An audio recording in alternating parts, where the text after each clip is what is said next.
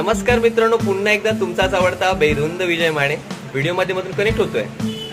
तर आजचा व्हिडिओ हा फक्त आभार प्रदर्शनासाठी। हातामध्ये हा बर्ड बघताय, ज्याचं नाव आहे मैना। तर एरोली सारख्या भरदार रस्त्यामध्ये हा काल जखमी अवस्थेत सापडला।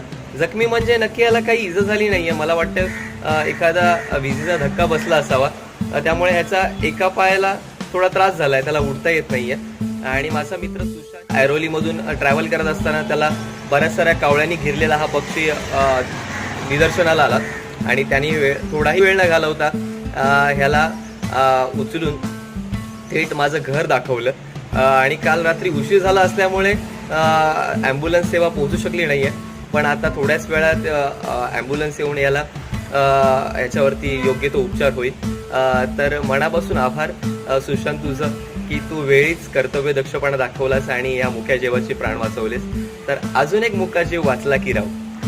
तर तुम्हीही प्राणी मात्रांवरती अशीच दया करा आणि तुमचं लक्ष त्यांच्याकडे असू द्यात। त्यांना जिथेही गरज पडेल तिथे तुमचे मदतीचे हात पुढे करा। हाच एक छोटासा संदेश द्यायचा होता।